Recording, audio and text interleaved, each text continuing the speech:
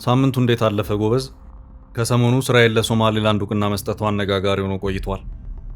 የሶማሌላንድ ዜጎች አደባባይ በመውጣት ደስታቸውን ቢገልጹም አፍሪካ ህብረት፣ ኢጋድ፣ ሶማሊያ እና ግብጽ በእስራኤል ለሶማሌላንድ የተሰጠው እውቅና የሶማሊያን የግዛት አንድነትና ሉዓላዊነት የሚጥስ ነው በማለት ውድቅ አድርገውታል።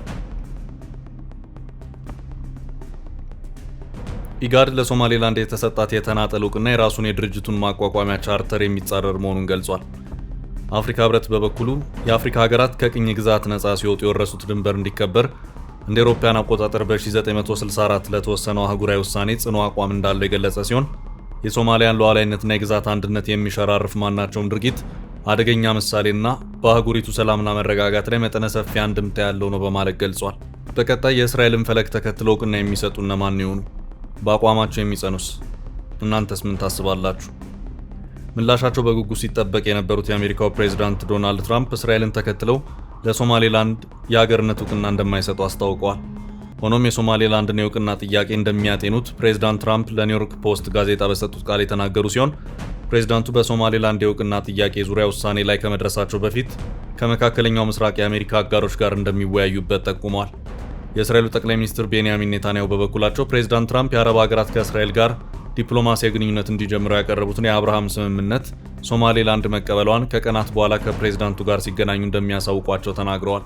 ውድ የፈታ ዴይሊ ቤተሰቦች ለቅምሻ ያህል ከሳምንት ወሬዎች መካከል ይህን ከነገርናችሁ ወደ ሳምንት ወሬዎች ተሻግረን እነዚህን ርዕሶች እናስደምጣቸዋለን። በእነ ደብረጽዮን ጉዳይ ፍርድ ቤት ትዕዛዝ ሰጠ። የኤርትራው ሚኒስትር ትችት ለብልጽግና። ናቅፋ በትግራይ። ኢትዮጵያ ጅቡቲ ገባች። አብራችሁን ቆዩና ዝርዝር መረጃዎቹን አጣጥሙ።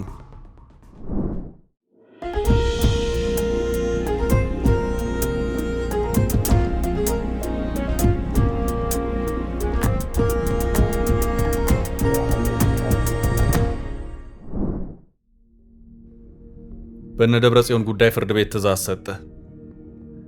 የፌዴራል ጠቅላይ ፍርድ ቤት የቀድሞ የትግራይ ክልል ፕሬዝዳንት ደብረጽዮን ገብረ ሚካኤል፣ የሜቴክ የቀድሞ ኃላፊ ሜጀር ጀነራል ክንፈ ዳኘው፣ አዲስ ዓለም ባሌማን ጨምሮ 13 ግለሰቦችም የትግራይ መልሶ ማቋቋም ኢንዶመንት ፈንድ ኤፈርትን ወክለው እንዳይንቀሳቀሱ የሰጠውን የእግድ ትዕዛዝ የክልሉም ከፍተኛ ፍርድ ቤት አጸደቀ።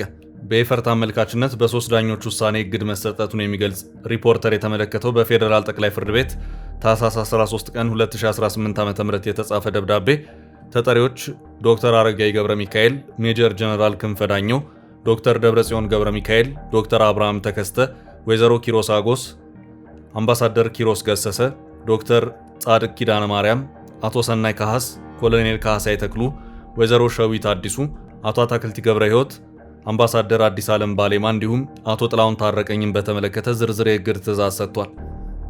የትዕዛዝ ሰነዱ እንደሚያስረዳው ታህሳስ 3 ቀን 2018 ዓ.ም በክስ መዝገቡ ላይ እግድ ከተሰጠ በኋላ አመልካች ኤፈርት ታህሳስ 10 ቀን 2018 ዓ.ም በተጻፈ የእግድ ትዕዛዝ የተጠሪዎች ስም ዝርዝር ባለመጻፉና ቃለ ጉባኤዎች በግልጽ ስላልተገለጹ እንዲሁም ለክልሉ ከፍተኛው ፍርድ ቤት ትዕዛዙ እንዲያስፈጽም ይጻፍልን በማለታቸው የትግራይ ፍትህ ቢሮም ከፍ ብሎ በተመለከተው መሰረት እንዲብራራለት ታህሳስ 8 ቀን 2018 ዓ.ም በተጻፈ ደብዳቤ በመጠየቁ የፌዴራል ጠቅላይ ፍርድ ቤት ትዕዛዝ ማስተላለፉ ተገልጿል። ከዚህ በማስከተል በሰፈረው ትዕዛዝ በጠቅላይ ፍርድ ቤት የተጀመረው ክርክር ሳይጠናቀቅ ተጠሪዎች የአመልካችን ድርጊት ወክለው ቢንቀሳቀሱ አሁን በስራ ላይ ካለው ባለአደራ ቦርድ ዋና ስራ አስፈጻሚ ጋር ግጭት የሚያስከትል መሆኑን ችሎቱ ስለተረዳ ክርክሩ እስኪጠናቀቅ ድረስ በክልሉ ፍትህ ቢሮ 3 ቃለ ጉባኤዎች እንዳይፈጸሙ ታግደው እንዲቆዩ የተሰጠው ትዕዛዝ እንዳይነሳ ትዕዛዝ መተላለፉ ተመልክቷል። በትዕዛዙ የተጠቀሱት ቃለ ጉባኤዎች የመጀመሪያው የካቲት 8 እና 9 ቀን 2017 ዓ.ም በተካሄደ የኤፈርት ምክር ቤት ጉባኤ በትግራይ ክልል ፍትህ ቢሮ የሰነዶች ምዝገባና ማረጋገጫ ሰኔ 12 ቀን 2017 ዓ.ም የጸደቀው ቃለ ጉባኤ፣ በማስከተልም በምክር ቤት ጉባኤ የካቲት 14 ቀን 2017 ዓ.ም የተደረገ ቅድሚያ ከተጠቀሰው ጋር በተመሳሳይ ቁጥር ሰኔ 12 ቀን 2017 ዓ.ም የጸደቀ የባለአደራ ቦርድ ቃለ ጉባኤ ይገኙበታል። ሶስተኛው ደግሞ በምክር ቤት ጉባኤ መሰረት የካቲት 19 ቀን 2017 ዓ.ም የተደረገና በተመሳሳይ ቁጥር በክልሉ ፍትህ ቢሮ የሰነዶች ምዝገባና ማረጋገጫ ዳይሬክቶሬት ሰኔ 12 ቀን 2017 ዓ.ም የጸደቀ የባለአደራ ቃለ ጉባኤ እንዳይፈጽሙ ታግደው እንዲቆይ የተሰጠው ትዕዛዝ እንዳይነሳ ታዟል። የፌዴራል ጠቅላይ ፍርድ ቤት ትዕዛዙ በትግራይ ክልል መቀሌ ከተማ ከፍተኛ ፍርድ ቤት በኩል እንዲፈጸም ለፍርድ ቤቱ ደብዳቤ እንዲጻፍም ትዕዛዝ በማስተላለፍ መዝገቡን ለመመርመር ለየካቲት 26 ቀን 2018 ዓ.ም ቀጠሮ መስጠቱን ተገልጿል። በፌዴራል ጠቅላይ ፍርድ ቤት ሬጂስትራር መሰረት አምባው ተፈርሞና ማህተም አርፎበት ለትግራይ ክልል መቀሌ ከፍተኛ ፍርድ ቤት ታህሳስ 14 ቀን 2018 ዓ.ም ወጪ የተደረገው ደብዳቤም በአመልካች ኤፈርትና በ13ቱ ተጠሪዎች መካከል ስላለው አስተዳደራዊ ክርክር ጉዳይ የፌዴራል ጠቅላይ ፍርድ ቤት 3ኛ ሰበር አጣሪ ችሎት ታህሳስ 4 ቀን 2018 ዓ.ም የሰጠውን እግድ ትክክለኛ ግልባጭ ከመሸኛ ጋር አያይዞ መላኩን ይገልጻል። የእግድ ትዕዛዙ የደረሰው የትግራይ ክልል ከፍተኛ ፍርድ ቤት አርብ ታህሳስ 17 ቀን 2018 ዓ.ም በሰጠው ትዕዛዝ የፌዴራል ጠቅላይ ፍርድ ቤት የእግድ ትዕዛዝ እንዲጸድቅ ተጠሪዎቹም የእግድ ደብዳቤ እንዲደርሳቸው ትዕዛዝ ማስተላለፉን ለማወቅ ተችሏል።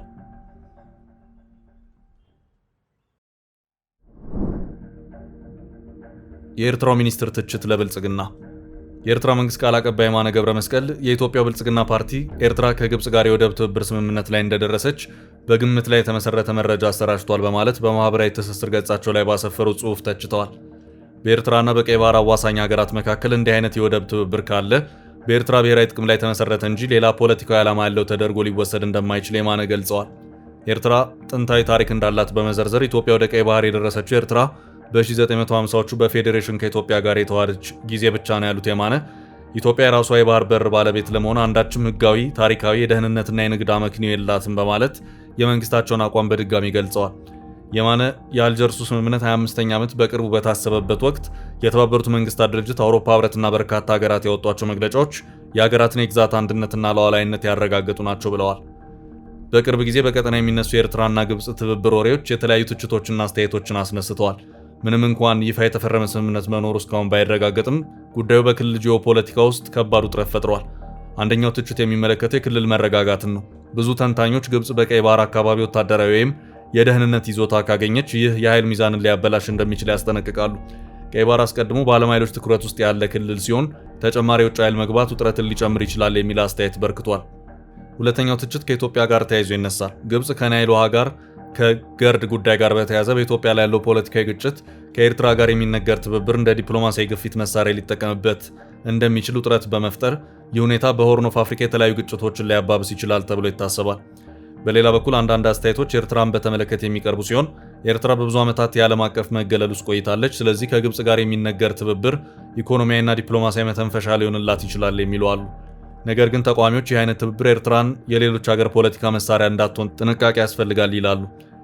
በአጠቃላይ የኤርትራ ግብጽ ስምምነት ወይም ትብብር ለሀገራቱ እንደ ኢኮኖሚያዊ ድል ቢታይም በክልሉ ያለውን የፖለቲካ ውጥረት ሊጨምር የሚችል አደጋ ይዞ ይመጣል የሚለው ትችት ጎልቶ ይሰማል።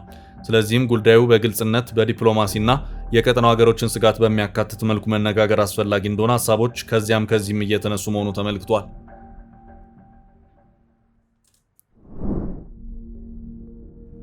ናቅፋ በትግራይ። የኤርትራ መገበያ ገንዘብ ናቅፋ ወደ ትግራዮቹ አዲግራትና አድዋ ከተሞች በስፋት እየተሰራጨ መሆኑ የተገለጸ ሲሆን ከሁለቱም ወገን አዳዲስ ነጋዴዎች፣ ደላሎችና የኮንትሮባንድ አንቀሳቃሾች በስፋት እየተሳተፉ መሆኑ ተጠቅሷል። ከትግራይ ወደ ድንበር የኤርትራ ከተሞች ለጥቃቅን ንግዶች የሚያቀኑ ወጣቶች ለኤርትራ ገበያ የሚያቀርቡትን ምርት የሚሸጡት በናቅፋ ሲሆን ወደ ትግራይ ተመልሰው በጥቁር ገበያ እንደሚመነዝሩ፣ አዲግራት ላይ አንድ ናቅፋ ከ12 እስከ 15 ብር እየተለወጠ መሆኑንና የናቅፋ መስፋፋት በተወሰነ መልኩ በትግራይ ከተከሰተው የብር አቅርቦት እጥረት ጋር የተያያዘ መሆኑ ተጠቅሷል። ኢትዮጵያና ኤርትራ ድንበር አካባቢዎች ተገድበው የነበረ የኤርትራ መገበያ ገንዘብ ናቅፋ ከኮንትሮባንድ ንግድ ጋር ተያይዞ ወደ ሌሎች ከተሞችን በስፋት እየተሰራጨ መሆኑ ተገልጿል። የኤርትራ ናቅፋ ከቅርብ ጊዜ ወዲህ እስከ አዲግራትና አድዋ ከተሞች ድረስ እየተሰራጨ መሆኑን የአካባቢው ነዋሪዎች እየገለጹ ሲሆን ናቅፋ በትግራይ ከተሞች እንዲሰራጭ ያደረገው በድንበር ከተሞችና በውስን ተዋናያን ተገድበው የነበረው የኮንትሮባንድ ንግድ መስፋፋቱን ተከትሎ ነው። የናቅፋ መስፋፋት በተወሰነ መልኩ በትግራይ ከሚታየው የብር አቅርቦት እጥረት ጋር የተያያዘ እንደሆነ በባንክ ስራ ላይ የተሰማሩ ባለሙያዎች ይናገራሉ። በትግራይ ባለው የጸጥታ ስጋት ምክንያት በርካታ ሰዎች ጥሬ ገንዘብ ከባንክ አውጥተው በቤታቸው መያዝ መጀመራቸው የብር አቅርቦት እጥረት ማስከተሉን የባንክ ባለሙያዎች ያስረዳሉ። ከትግራይ ወደ ኤርትራ ድንበር የሚሻገሩት በአመዛኙ እንደ ነዳጅ፣ የእህል ምርቶች፣ የቁም እንስሳትና ሸቀጣሸቀጦች ናቸው። እነዚህ ምርቶች በድንበር አካባቢዎች በከፍተኛ ዋጋ ስለሚሸጡ ወጣቶች በአነስተኛ መጠን ጭምር በድንበር ከተሞች ለኤርትራ ገበያ ያቀርባሉ። መደበኛ ባይሆንም አነስተኛ መጠን ያለው የወርቅ ምርት ድንበር ላይ ለኤርትራ ነጋዴዎች እንደሚቀርብ ለጉዳዩ ቅርበት ያላቸው ምንጮች ጠቁመዋል። የኤርትራ ነጋዴዎች ወርቅ ሲቀርብላቸው አልፎ አልፎ ከናቅፋ በተጨማሪ በዶላር ጭምር እንደሚከፍሉ ለማወቅ ተችሏል። የድንበር ንግድ በስፋት የሚካሄድባቸው ከተሞች እንደ ባድመ፣ ራማ፣ ጾረና፣ ዛላምበንሳ በድንበር ላይ የተሰማሩ የኤርትራና የትግራይ ጸጥታ አካላት ነጋዴዎችን የማለፊያ ገንዘብ ቢጠይቁም እንቅስቃሴ ግን አይከለክሉም ተብሏል። ኢትዮጵያ ጅቡቲ ገባች። ግብጽ የዶራሌ ወደብን ለማልማት ከጅቡቲ ጋር ተስማምታለች የሚሉ ዘገባዎች የቀጠናውን ትኩረት በሳቡበት ወቅት ኢትዮጵያ ከጅቡቲ ጋር ያላትን ግንኙነት ለማጠናከር ያላትን ቁርጠኝነት ዳግም አረጋግጣለች። የውጭ ጉዳይ ሚኒስትር ዴኤታ አምባሳደር ሀድራ አበራ በኢትዮጵያ የጅቡቲ አምባሳደር አብዲ መሐመድ አይቤን ሐሙስ ዕለት በጽህፈት ቤታቸው ተቀብለው ማነጋገራቸውን የውጭ ጉዳይ ሚኒስቴር አስታውቋል። በውይይቱ በንግድ፣ በትራንስፖርት፣ በሎጂስቲክስ፣ በኤነርጂና ቀጠናዊ ትስስርን ጨምሮ በዋና ዋና የትብብር መድረኮች ላይ ትኩረቱን ያደረገ እንደነበር ሚኒስቴሩ ገልጿል። የውጭ ጉዳይ ሚኒስቴር አምባሳደር ሀድራ በኢትዮጵያ የጅቡቲ አምባሳደር ጋር ባደረጉት ውይይት ወቅት ግብጽ በጅቡቲ ወደቦችን ለማልማት አድርጋለች ስለተባለው ስምምነት መነሳቱና አለመነሳቱን በተመለከተ የሁለቱም ሀገራት ከፍተኛ የሥራ ኃላፊዎች በኢትዮጵያና በጅቡቲ መካከል የሚደረግ ቀጣይነት ያለው ትብብር ለቀጠናዊ መረጋጋት ያለውን ጠቀሜታ አጽንኦት ሰጥተውበታል ተብሏል። በተጨማሪም በአፍሪካ ቀንድ እየታዩ የሚገኙ ሰፋፊ ለውጦች ባሉበት ወቅት ትብብር ማድረግ ወሳኝ መሆኑን ጠቁመዋል። በተጨማሪም በቀጣይ ሁለቱንም ሀገራት የሚመለከቱ ስትራቴጂካዊ ጉዳዮች ላይ ለመምከር የጋራ ሚኒስትሮች ኮሚሽን ስብሰባ ማካሄድ አስፈላጊ መሆኑን አሳስበዋል። ከዚህ ቀደም እንደሚታወቀው ካይሮ በጅቡቲ የሚገኘውን የዶራሌ ወደብ እንዲሁም በኤርትራ የሚገኘውን የአሰብ ወደብ ለማልማት ከስምምነት ላይ ደርሳለች። ግብጽ በሚስጥር በፈረመቻቸው ስምምነቶች መሰረት በኤርትራ የሚገኘውን የአሰብ ወደብን እንዲሁም በጅቡቲ የሚገኘውን የዶራሌ የኤደን ባህረ ሰላጤ ወደብን ለማዘመን መስማማቷ የወደቦቹን አቅም ከማሳደግ ባለፈ ለጦር መርከቦች የሚሆኑ መረገጫዎችን እንዲሁም ለጥቂት የልዩ ኮማንደር ጦር አባላት ማረፊያ የሚሆኑ ተቋማትን መገንባትን ያካትታል ተብሏል። ሁለቱም ወደቦች አውሮፓን፣ መካከለኛው ምስራቅን፣ እስያንና ምስራቅ አፍሪካን የሚያገናኘው የቀይ ባህር ደቡባዊ መግቢያና ወሳኝ የባህር መስመር በሆነው ባቤል መንደብ አቅራቢያ ይገኛሉ። ሁለቱንም ሀገራት ኤርትራና ጅቡቲን የምትዋሰነ ኢትዮጵያ ለሸቀጦች ልውውጥ በከፍተኛ ሁኔታ በዶራሌ ወደብ ላይ ጥገኛ ናት። በመሆኑም በዋናው የባህር መውጫዋ በቀይ ባህር ላይ ጎረቤት ሀገራት ግዛታዊ ወይም ወታደራዊ ይዞታ ለመመስረት የሚያደርጉትን ጥረት ለረጅም ጊዜ ስትቃወም ቆይታለች። ተንታኞች ይህ የወደብ ስምምነት የግብጽ ወደ አፍሪካ ቀንድ መጠጋት ስትራቴጂክ አካሄድ እንደሆነ አድርገው ያነሱታል። ግብጽ በቀይ ባህር የመጓጓዣ መስመሮችና የስዊዝ ቦይ ደህንነትን ለመጠበቅ የዶራሌ ወደብ ወሳኝ እንደሆነ ታምናለች። ጅቡቲን በተመለከተ ከግብጽ ጋር ያደረገችው ስምምነት ከውጭ ኃይሎች ጋር ሚዛን ለመጠበቅ የምትጠቀምበት ሌላው ካርድ ነው የሚሉ አስተያየቶች አሉ። ውድ የፈታ ዴይሊ ቤተኞች በሳምንቱ ከተሰሙ መረጃዎች ዋና ዋናዎቹን መርጠን ያቀረብንበት የሰንበት መቆያችን የእስካሁኑ ነበር። ቸር ቆዩ።